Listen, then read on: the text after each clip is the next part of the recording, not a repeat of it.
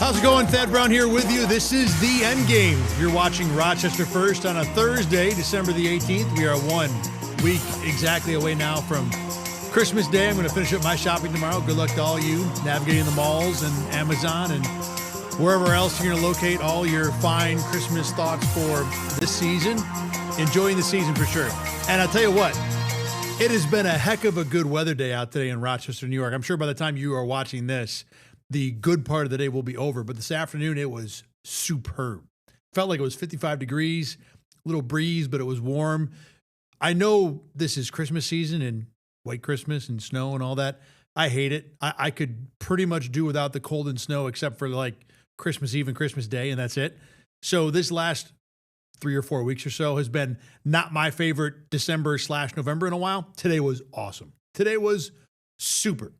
So hope you got out there and enjoyed it today. Here on the show, though, we're going to talk, as usual, sports, primarily Bills. We will get into the MVP debate here. Josh Allen, I think, versus Matt Stafford is the front and end of it at this point. We'll also talk about Bills-Browns in terms of what to look for this weekend. I will explain to you the team the Bills and their fans should be most rooting for this weekend. And I want to provide some thoughts on Jarmo Kekalainen, the new Sabres GM, his opening press conference, how the Sabres went about finding him, and whether this move finally makes any sense. But let's start, as always, with the Bills. And actually, we'll start with, like I said, the MVP debate. Because after that game on Sunday against the Patriots, where the Bills rallied from 21-0 down, 5 offensive touchdowns in a row, a lot of great stuff. The engine for Josh Allen as the MVP, again, got revved up quite a bit, and deservedly so. Allen was really good in that game. He's been pretty good most of this year. Certainly had more high-level games than not. Obviously, there are a couple bad ones in there. But in a year where Patrick Mahomes is now done for the season, never really had it. Lamar Jackson has been hurt most of the year, hasn't played up to what we expect. Joe Burrow has been hurt most of the year, has not played up to what you would expect. The number of MVP candidates, the typical ones, is much smaller. Right now, it's just Josh Allen in terms of the usual suspects. So that, you would think in theory, leaves the door open for Allen to win the award again. But there is one quarterback having a ridiculously good year out in LA, and that would be Matt Stafford. And to me, this comes down to Stafford versus Allen. You think about all the other teams who are any good this year, right? Because the MVP award is not necessarily the most valuable player anymore. It's really the quarterback of the best team or the quarterback of one of the really good teams. I think the last bunch of years it's gone to someone who's been a 1 seed at least.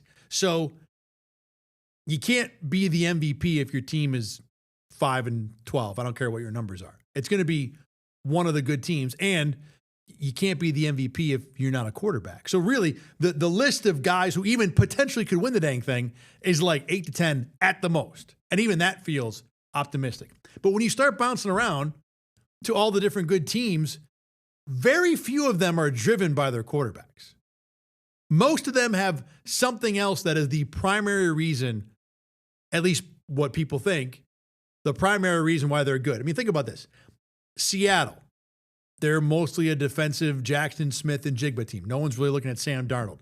Denver, absolutely defense first. Houston, 1,000% defense first.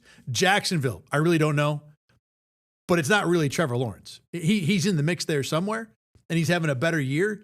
But this is not a great team because all of a sudden they're throwing the ball all over the yard. Travis Etienne's been good. The defense has had moments. They forced a bunch of turnovers. They're kind of weird. No one really knows. Philadelphia, 100% D-driven. And even at this point, they have a winning record, but no one thinks they feel like a winning team. Green Bay was Micah Parsons, I think primarily, not that that's the only thing going on, but Jordan Love's not having that great a year to be in this discussion. Chicago, it's Ben Johnson for sure, the head coach and the offensive genius of that team. Buffalo, run game first. I know Josh Allen's great, but really the thing that drives this team, we've talked about it a lot, is the run game. Patriots, the schedule. That's what they're about, the schedule right now. And Patriots fans can get mad at that all they want. But at this point, that's the thing that's driving this team the most. They have things that are good. Drake May's been good. Defense has been good when it's been healthy. But neither of those have been great. And Drake May, off the game he had against the Bills, cannot be in any MVP discussion right now.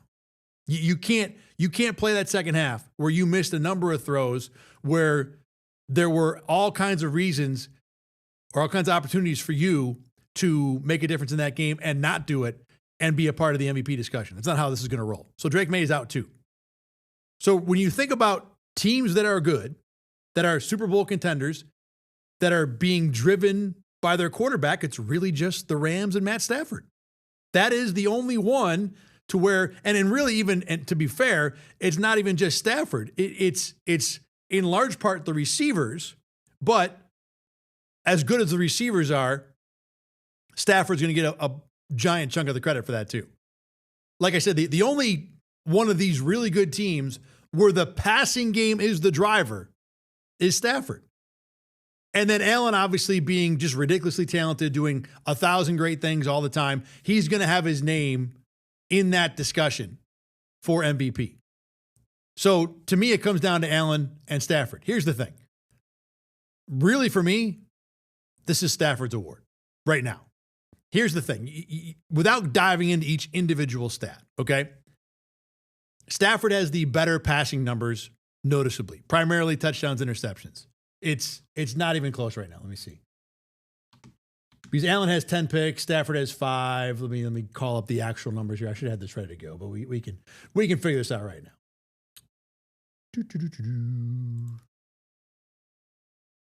So right this second, Allen has 10 interceptions. Is that where we're at still with Joshy? 10 interceptions for Josh, and Stafford has 5. So Stafford is 37-5, touchdown interception. Allen is 25-10. That's hardly the full story of a quarterback, right? But just as one way to emphasize which guy is ahead in passing stats category, it's Stafford. And if you want me to bounce through all the rest of them, I can. But bottom line is Stafford is, you want to do a pro-con, a who gets the check mark kind of thing. The box for passing stats is Matt Stafford. Obviously, the box for running stats is Josh Allen. So if you want to take just numbers, just blanketly, they kind of balance because Stafford has the passing numbers, Allen has the running numbers. So let's move on. Who has the better record? Who's having the better season team-wise? Well, right now it's Matt Stafford. He's got a better record, and his team is in first place. His record is better by one game, but it is better. So right now, Stafford gets the check mark for record. Who's getting the most help? Well, I know Bills fans will immediately point to Devontae Adams and Puka are ridiculous, and they are. That passing game is stacked with options. Even the tight ends, who aren't household names, but Colby Parkinson and Tyler Ferguson and even Higbee when he's healthy, those guys are above average, especially as a group. So there's no doubt that Matt Stafford has a ridiculous treasure chest of riches when it comes to receiving options. And that in the MVP voting will take him down a notch. And Josh Allen doesn't have anywhere near that. We've talked all year about how bad his receivers are, right? So therefore, Josh Allen should get a giant bump when it comes to supporting cast. Well, here's the problem with that. Josh Allen right now has the number 2 running back in football in James Cook. And the number 1 running back in football is Jonathan Taylor. His quarterback situation, unfortunately for Daniel Jones, because he's got hurt, his quarterback situation has become a disaster. With 3 games to go, Cook's like 30 yards behind. By the end of the year, there's a good chance that Josh Allen's going to have the number 1 running back in football on his team. So if you want to point at Matt Stafford having great receivers as a reason why he shouldn't win MVP, it's really going to be a losing argument from the Buffalo side because Josh Allen's going to have probably the number 1 running back in football. So they balance in terms of numbers. Stafford wins the passing numbers. Allen wins the running numbers. It's a wash. They balance in terms of supporting cast. Stafford has the ridiculous receivers. Allen has the ridiculous running game. So, like I said, let's go back to record. Right now, Stafford is winning that. In addition, Stafford has played the significantly tougher schedule. The Bills are probably going to end this year facing only 6 playoff teams. That's if Houston gets in. The 2 games with New England, whoever wins the AFC North, whether it be Pittsburgh or Baltimore, whoever wins the NFC South, whether it be Tampa or Carolina, Houston, and Philly. That's going to be their playoff teams. Now, beyond that, if Baltimore doesn't win the AFC North, that game week 1, that's a solid game against a non-playoff team. Same goes for the Bengals game. The Bills caught the Bengals in one of their games this year where they had Higgins and Chase and Burrow. So I'll give the Bills credit for a solid game there. But when you compare that schedule with what the Rams have faced, it's not even close. And the Rams play in the NFC West where Seattle and San Francisco are both going to make the playoffs. So that's 4 games against playoff teams right there. They also play the Texans at 5, the Eagles at 6. They played the Jaguars, which is going to be 7. They had the Bucks and the Panthers, so it's going to be 8, one of those 2. The Lions, I guess, in theory, could still sneak in, so maybe 9 teams. But the Bills are going to play 6 playoff teams to the Rams 8. And then on top of that, the Rams are going to get the Lions, if they don't get into the playoffs. So you want to talk about games that are non-playoff teams but still tough. The Lions as an opponent, if you want to talk about schedules, might be top 4 or 5 for Buffalo. The Rams have 8 playoff teams they're going to face before you even get to the Lions as a difficult opponent.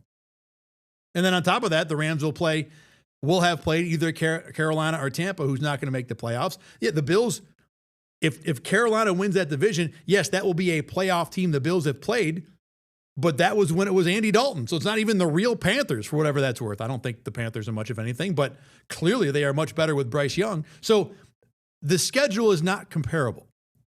Matt Stafford is going to be better there by a lot.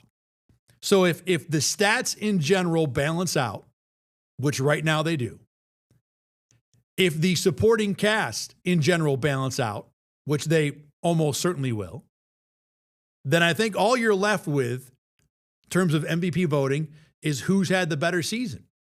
And Matt Stafford in first place in a tougher division with a better record is going to win the MVP discussion. And you want to argue analytics and stats and throw this or that, that's fine. The MVP debate is not that deep, as I just pointed out. Almost always, it's the quarterback of the best team or the best quarterback of one of the really good teams. So you don't have to dive into anything about yards per attempt and EPA. It's not that hard. We've got 2 quarterbacks for teams that are going to win 12, 13, 14 games. One of them right now, the one who plays for LA, has the better record against the better schedule in the better conference and has the better standing. His team is in first place. Josh Allen's team is not. Now, all that said, the Rams got a huge game tonight against Seattle. And if they lose that game, they will fall into second place. And if the Bills beat the Browns, which they will, then both the Rams and the Bills will have the same record coming out of this week. So now the Rams might not have the better record by the end of the year. The Rams might not have the better standing. So we could get to the end of the season where the Bills are a 13-4 second place team and the Rams are a 13-4 second place team. So the whole idea of, well, Stafford's teams have a better season, that goes out the window. But even if that happens, again, now the stats would wash. Stafford pro passing, Allen pro rushing. The supporting cast would mostly wash. Allen has the ridiculous run game. Stafford has the ridiculous receiving core.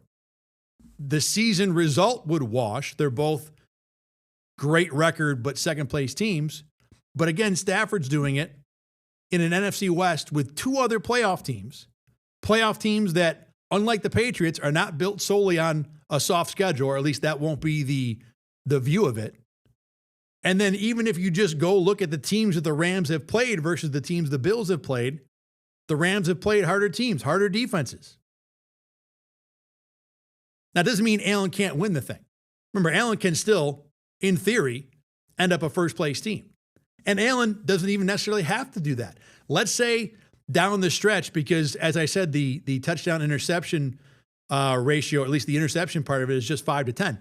If Stafford throws 3 picks in Seattle tonight and loses, and then maybe throws 3 more in the last 2 games, but the Rams still win, and now Allen has less interceptions, well, now the advantage with the passing stats will decrease. And let's say Allen against the Eagles, which everybody sees as a really good defense, throws up one of those 6 touchdown monstrosities like he had against Tampa. Well, now not only do the numbers differences favor Josh Allen more, but he will very recently have a ridiculous offensive game against one of the best defenses in football. So the door is still open for Allen to win this thing. But when you look at what the categories, what the determining factors are going to be, Matt Stafford has a significant lead. And to be honest, if he wins this game and the Rams win this game in Seattle tonight, and let's say Stafford throws for 250, 2 touchdowns and no picks, and they win like 27-20, I don't know how Allen even has a chance, to be honest. Assuming the Rams don't blow it in the last 2 weeks of the year, they will likely be the 1 seed, not only in their division, but in their conference, a tougher division against more playoff teams, and assumably with still a significant lead, at least when it comes to passing stats. That's a tough road for Josh Allen to have to make up to be the MVP. He's still alive. And like I said, if Stafford loses this game to the Seahawks, then there's a whole lot more of a discussion about Allen versus Stafford. But I don't think Allen has enough general credentials to overtake Stafford. I think some people will point to, well, look, Allen beat Mahomes, Burrow, and Lamar Jackson in the same year. And that's great. None of those teams might finish over 500 this year. And the Burrow and Jackson wins are significantly fluky. They should have lost to Baltimore. That was a 1-100 comeback fueled by unexpected turnovers and deflected touchdown passes. The Bengals comeback wasn't even about the offense. It was Christian Benford and the defense who gave the Bills the lead and then got another quick turnover and a short field. So sure, the Bills won games over big-name quarterbacks, and Josh Allen was the better quarterback, I think, in at least the last 2 of those against Mahomes and Burrow. I don't even know if the Burrow one counts, to be honest. He didn't throw 2 picks, though, that's for sure. But those were not MVP moments for Allen. This Patriots game was an MVP moment. I'll give you that. That's a big-time comeback in an important game on the road. Huge MVP moment. But even that, James Cook is just as responsible for that comeback as Josh Allen is.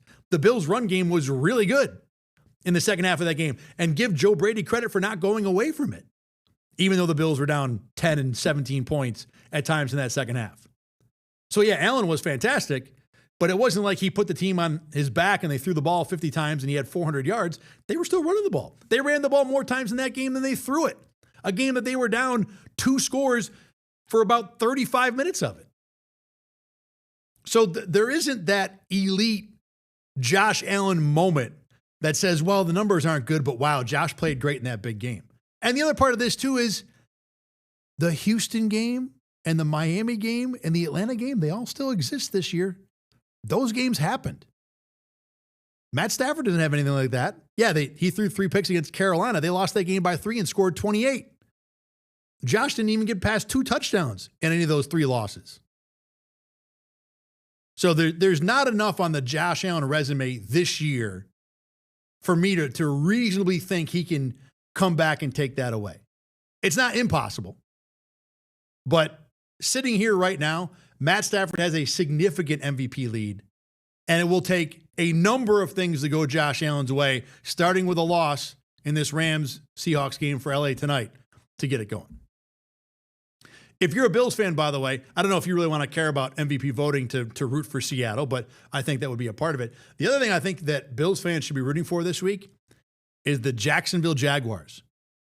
Bills fans, you are now a Jags fan. Let me explain why. So the Jags are playing Denver this week in Denver. All right, number one, what's the team that's likely going to be in the playoffs that the Bills want to see the least?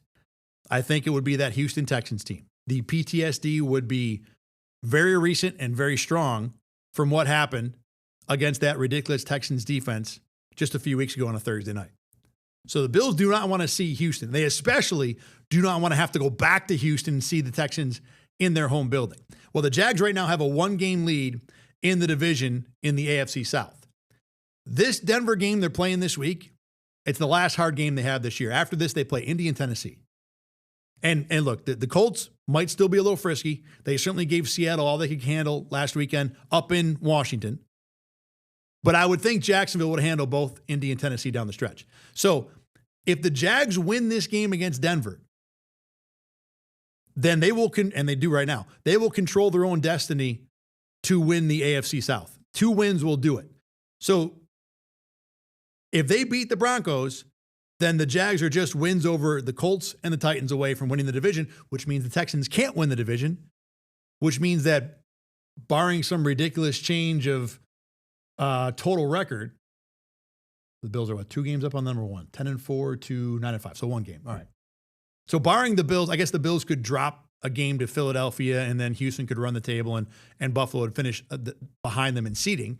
But number 1, it's more likely than not Buffalo would finish ahead of Houston seeding-wise, so you wouldn't have to go to Houston at all. Number 2, if the Texans don't win the division and the Bills don't win their division, which is the most likely outcome, you wouldn't have to see Houston probably until the AFC Championship game. And I think most Bills fans, even if it was the Texans, would sign up for Buffalo in the AFC Championship right now. So Bills fans want Jacksonville to win to prevent Buffalo from having to potentially go to Houston week 1, because that is a scenario on the table if Buffalo ends up the 6th seed. More importantly, preventing Buffalo from having to go to Houston at all. And number 2 about this whole scenario, if the Broncos lose to the Jags, there still is an opportunity for the Bills to land the 1 seed if they do somehow steal the AFC East from New England. Let's say that happens, because the most likely situation there is Buffalo wins their last 3 games and ends up 13-4. The Broncos right now are 12-2. But if the Broncos do lose 2 and end up in a 13-4 tie with Buffalo, Buffalo would win that tie. Well, let's check out Denver's remaining schedule. The Broncos have Jacksonville this week. They have the Chiefs next week, which is almost certainly going to be a win with the state the Chiefs are in. And then the Chargers, week 18. The Chargers might need that game to make the playoffs or be interested in seeding, or even, in theory, could even have a shot at the division. Those are not easy games. So if the Broncos can lose this game against Jacksonville, all Buffalo would need is 1 more loss. And now we're talking about the Bills as the 1 seed. So you get 2 pieces of that. You get both sides of that if you're a Bills fan. Number 1, Jacksonville wins and you're less likely to have to face Houston week 1 of the playoffs or go to Houston at all. Number 2, Denver loses and the door to the 1 seed remains cracked open. And how wild would it be after all the stuff the Bills have gone through this year to still end up the 1 seed?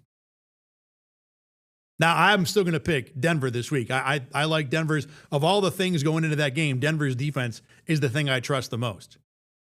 So I'm not holding I wouldn't hold your breath for a Jags win, but if you're a Bills fan, 100% you're rooting for Jacksonville this week, because that would potentially shift the playoff situation very much in your favor, I would think. And again, I'm not a huge fan of the Jags, but they are, 10-5? 10-4? So they've figured out how to win a bunch of games this year. Their schedule has been easy. I was looking at this the other day. The Jags wins this year: Carolina week 1, Houston, solid win, Niners when they were kind of beat up as they've been all year, Chiefs, but it was that game where they got a 100-yard pick 6 with a interception on the goal line. So yeah, they won the game. And then the weird Trevor Lawrence, I'm going to fall down and still score a game-winning touchdown play. So the good win, but weird. Since that Chiefs win, they've beaten the Raiders, Chargers, but the Chargers were messed up, Cardinals, Titans, Colts, and Jets. Colts when Daniel Jones got hurt. So there are some good wins on there.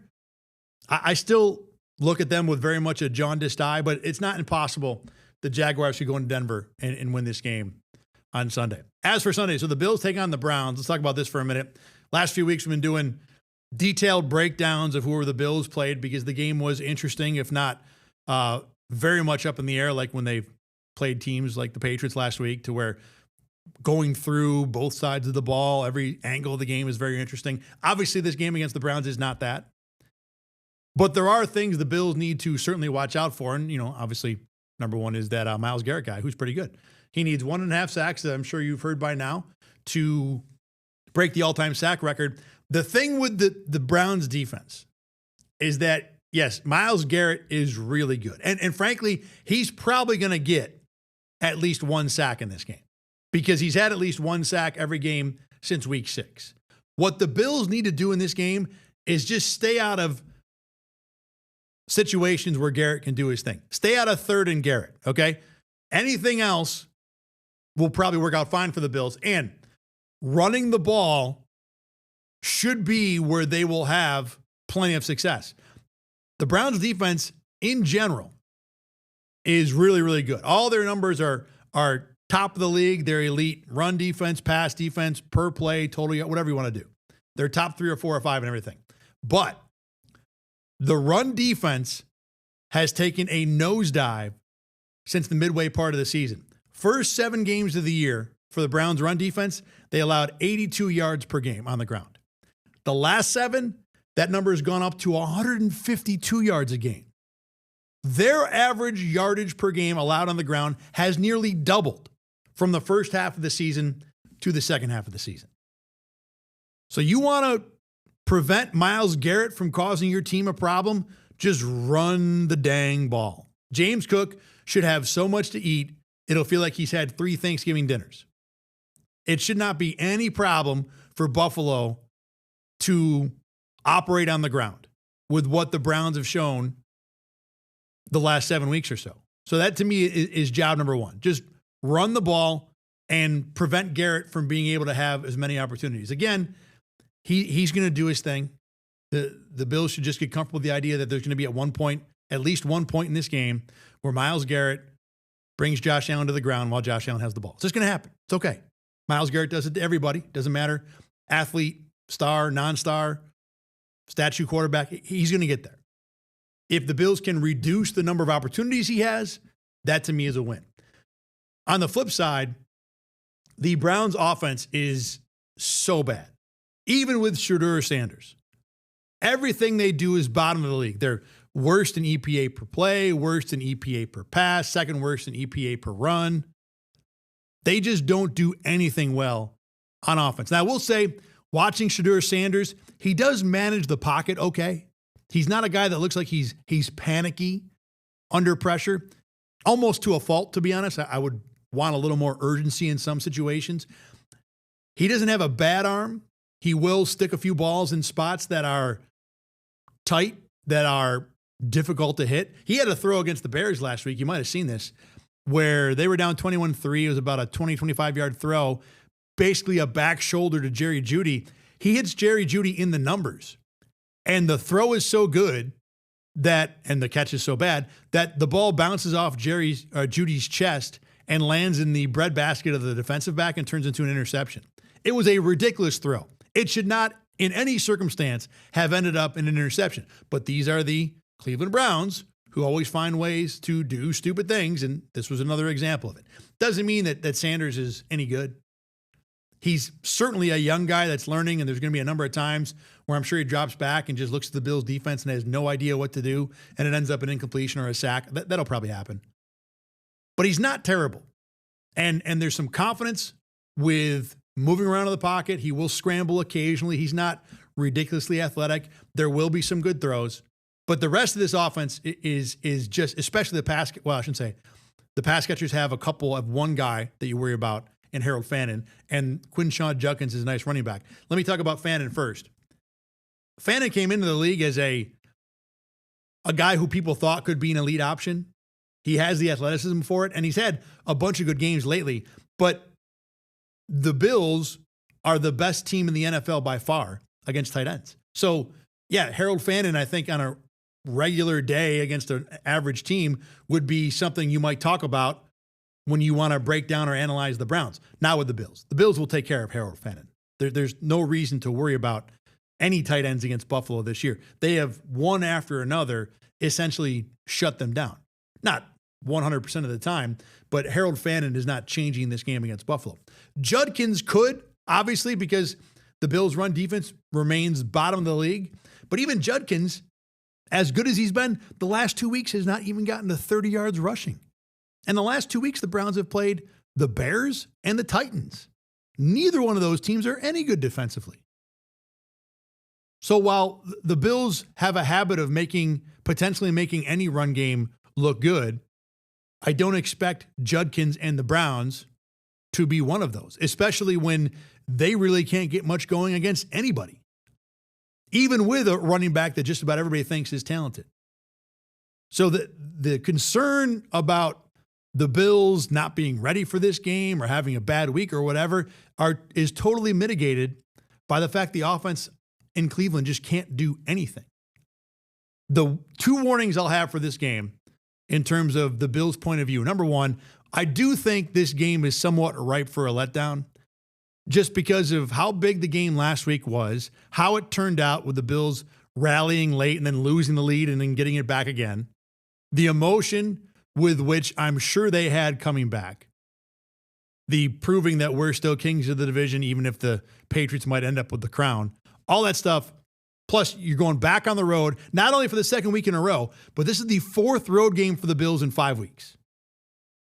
I don't care who you are, that's going to take a bite out of you as a human being. And then it's the Browns, a team that, as I described, is so bad offensively that they will be almost no threat. And I'm sure the Bills have seen the porous run defense at this point, so even defensively, there is an obvious avenue for the Bills to exploit. All that together, you would think this is absolutely a formula for the Bills having a letdown in this game. I still think they win by like 10, at least, but keep that in mind. The other caveat is the Browns this year actually have only lost by more than one score at home once. And that was 3 weeks ago against San Francisco in a game that was still 13-8 or something like that with 2 minutes to go in the third quarter. So the Niners did eventually win by 18, but they really had to kind of work hard to push that lead to more than one score. So the Browns at home have been frisky. The Bills are in a spot where, yeah, you would think most human beings could have a letdown, but the Browns offense is so bad, they're just no threat, and the Bills should be able to run the ball pretty well in what's normally been a tough Cleveland defense.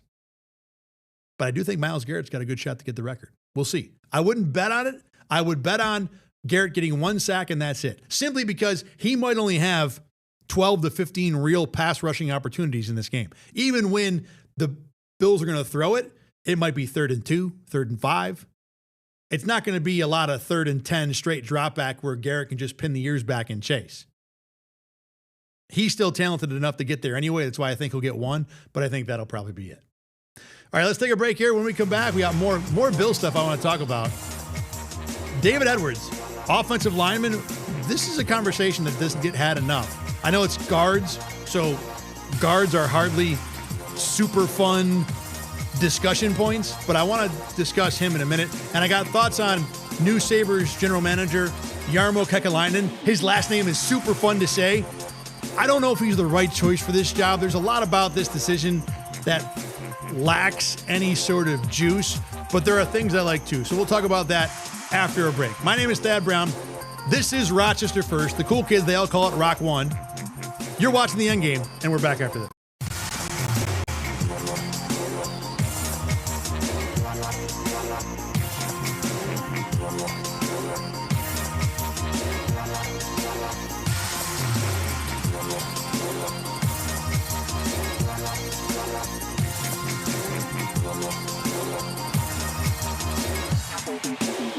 Thad Brown back here. Excuse me. Let me try that again. 3, 2, 1. Thad Brown back here with you on the Endgame. Quick schedule update. Next 2 Thursdays, I will not be here. They are Christmas Day and New Year's Day, so we will not be doing shows those 2 Thursdays. But I'll be in on Monday. I'll be in the Monday in between the holidays, and then we're back to a normal schedule after that when playoffs begin. A couple more things on the Bills. Number one, David Edwards is a guy that this year continues to ascend in terms of his ability on the field. And not only just how he is as a guard, but the different things that he can do for this team. His athleticism, for a guy as large as he is impressive. He is the guy the Bills use quite a bit in terms of pulls and moving around. One thing the Bills like to do if a team wants to put a spy on Josh Allen is that at the snap, Edwards will often be the one to step out and block the spy so the Bills have someone essentially on the spy already. And not only is the athleticism impressive, But Deion Dawkins talked a couple weeks ago, especially after that win over the Bengals, about what Edwards offers from a communication standpoint. He gave Edwards credit for making sure Deion knew what to do on the blitz, that the Bills blocked well enough for Josh Allen to run for a 40-yard touchdown. There was another example, ironically, on another Josh Allen run this past week where it seemed like Edwards was really handling the traffic when it came to the quarterback draw that Allen ran around the left side for 20 yards. And when you talk to Edwards, you can see why the communication part would be something that would be a strength of his game. He's a really smart guy, a really thoughtful guy.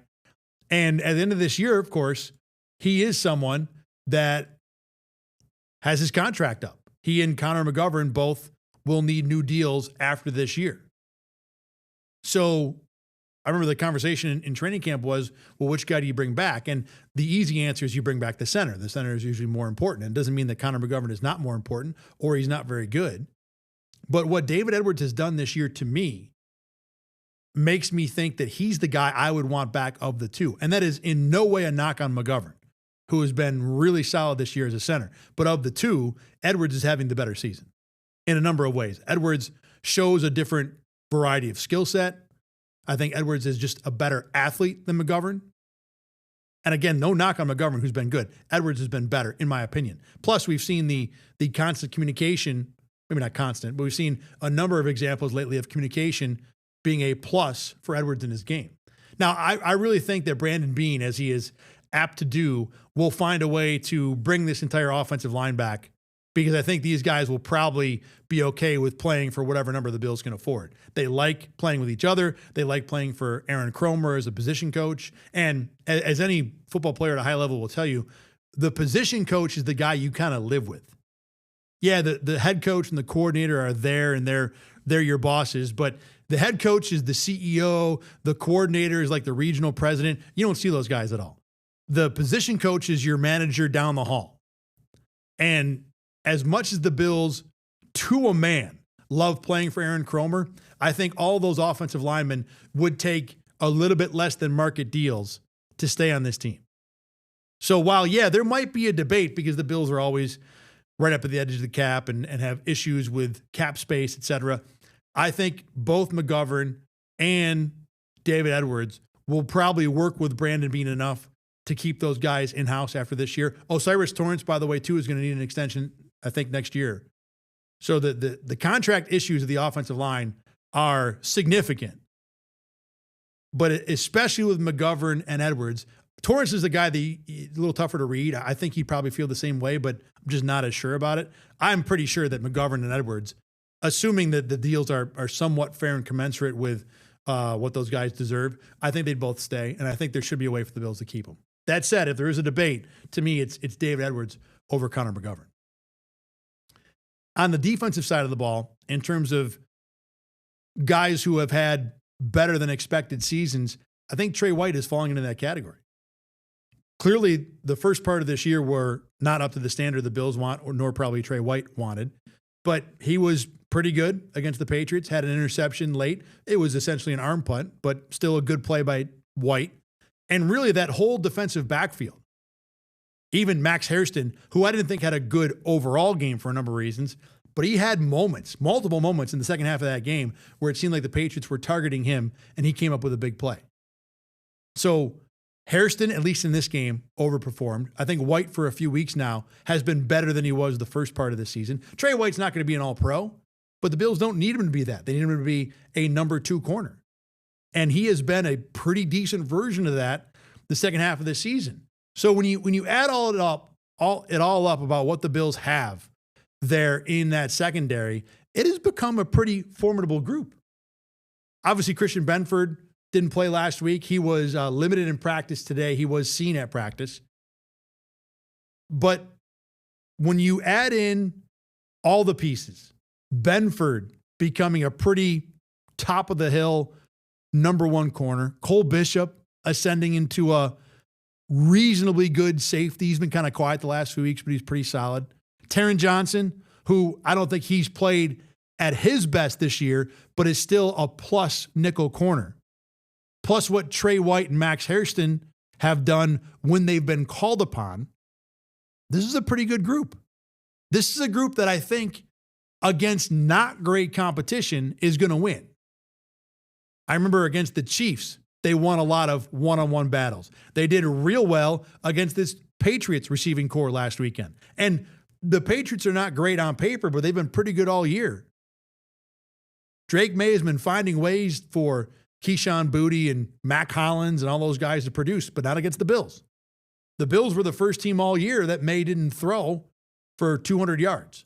And on the flip side, the Bills have only allowed one passer over 200 yards themselves the last 6 weeks. It was Joe Burrow. And that's the caveat, because if the Bills play a receiving core, obviously Jamar Chase, T. Higgins is as good as it gets. It doesn't have to be that good. I think if the Bills, this receiving or this defensive back group faces a high-level group of receivers, I think they might struggle. If you put Buffalo on the same field with Dallas tomorrow, I think the Cowboys probably throw for 250 to 300 and do a lot of what they want to do in the passing game. But short of that level of talent, I'm taking the Bills. And the reason this is important, when you look around at the AFC playoff picture, where's the intimidating receiver? Nico Collins for sure. That guy's nasty.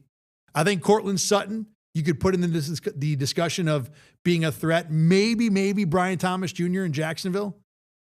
But beyond that, we just saw the Bills shut down the Patriots receivers. They're no threat.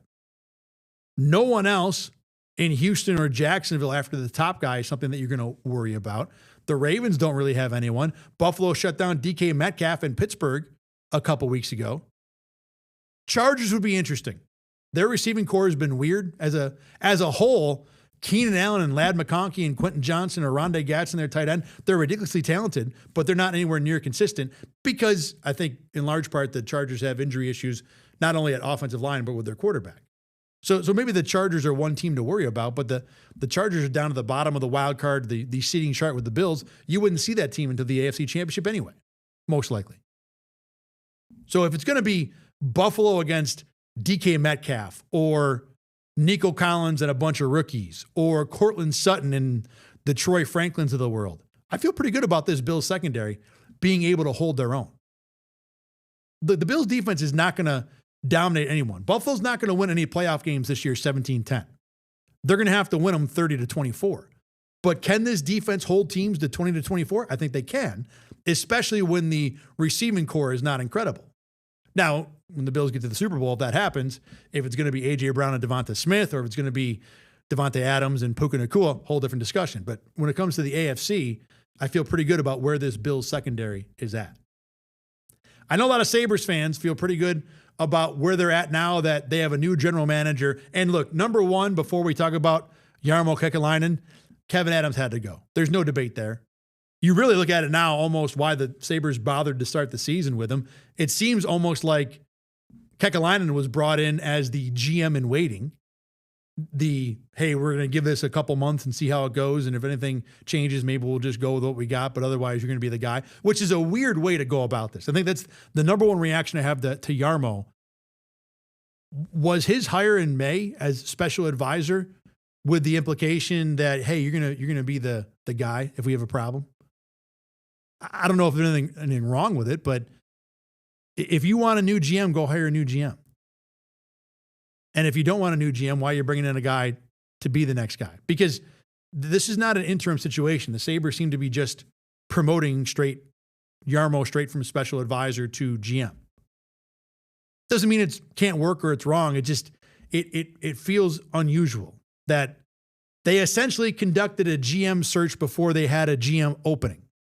And now that they have a GM opening, they're just going to bring the guy in that they like as their special advisor. Separate of that, when you look at Kekalainen, in terms of who he is, not necessarily just the black and white, what he's done. This is a guy that, if you listen to the people who follow the Blue Jackets and his career in Columbus, the 10 plus seasons he was there, he was a no-nonsense guy, which I know Sabres fans love. They've had enough nonsense. I cannot blame them one bit for that. Nonsense has been the Sabres' middle name lately. So a no-nonsense GM, obviously music to Sabres fans' ears. I get all that. He's also been a guy that has been a pusher. He was someone that pushed for Mike Babcock to be a coach there. That's an in-your-face kind of coach. Now, Mike Babcock didn't last more than 6 weeks, but that was a guy that he chose because you feel like that's the style. He's also someone that's not afraid to go all in, to make bold moves, to push. And it didn't work very well in Columbus, but he is not a guy that's going to sit back and give you the we want long-term success line, which is ironic because that has been the Bills' philosophy pretty much from the moment that Sean McDermott and Brandon Beane walked in. We want extended long-term success. Kekalainen comes off as a guy that when he sees a chance to push in, he's going to do it. I'm going to go out and add players and try and capitalize on what's going right for me right now and damn the consequences. And frankly, I am down with that. I get that. I think that it's hard to do because you're not going to have a whole lot of job security operating that way.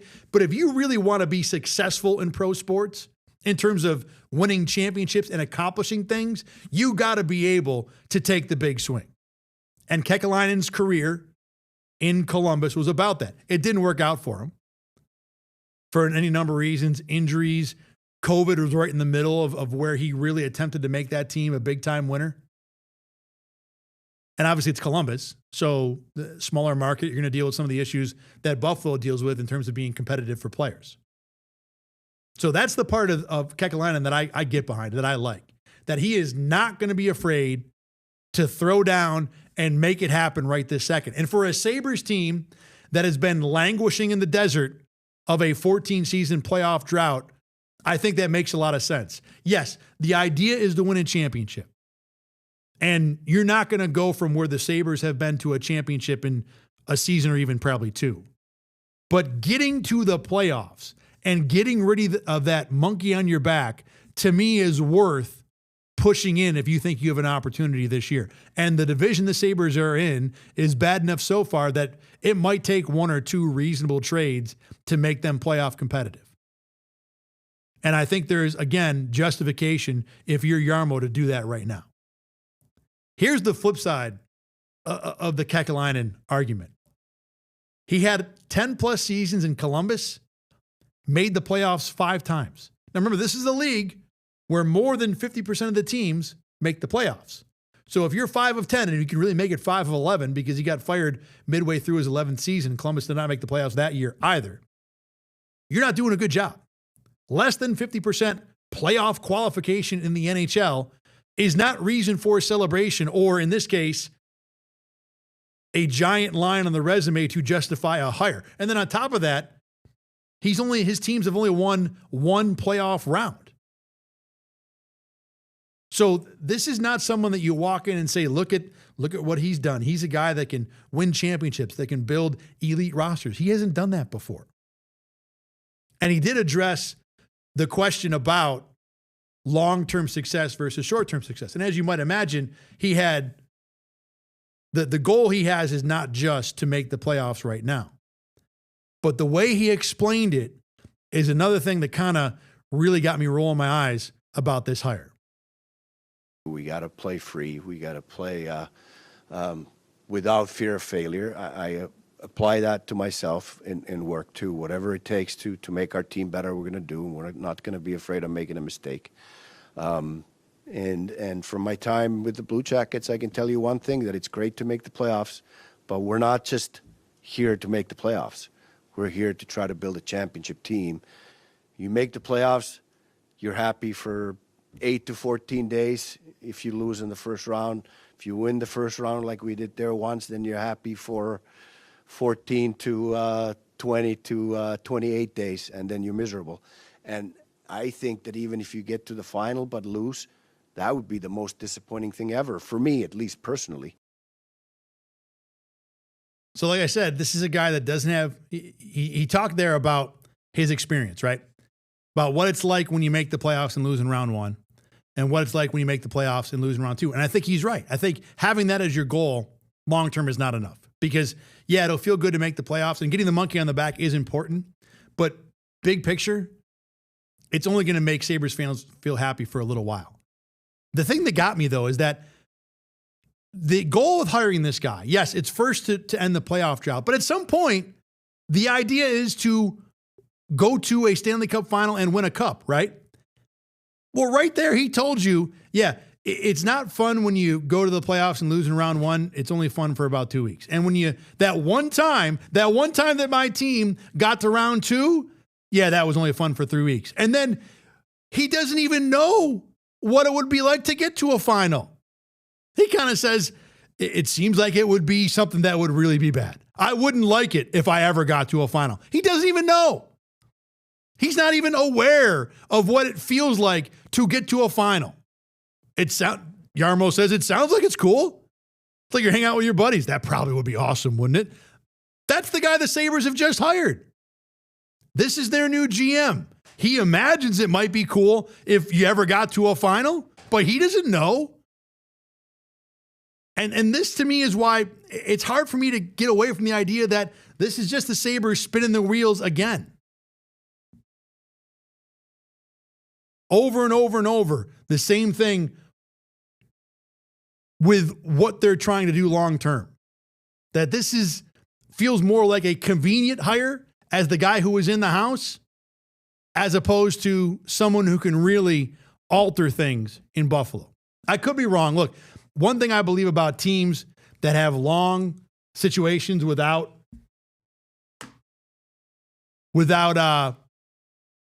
having success is that it will end at some point. Like, it doesn't last forever. The Sabres are not going to miss the playoffs forever, especially in that league where so many teams make the playoffs. It's going to end. I know it doesn't feel like that, but it's going to end. So just because this guy doesn't have a great resume doesn't mean he can't be the guy that things can't work out, that you mesh well with a coach, that you hit on a couple picks, you catch a couple injury breaks, and it turns around. But what Kekalainen did in Columbus gives me very little confidence that he's going to be a good long-term answer in Buffalo. I think he probably will end the drought soon just because of the way he seems to be impatient, pushing, aggressive. But in terms of the long-term success, I have my doubts. All right, that's going to do it for today. Appreciate you guys listening. Remember, we'll be back again on Monday talking about Bills and Browns and getting you ready for Christmas. Woohoo! I'm Thad Brown. Thanks for watching the Endgame. We will catch you on Monday.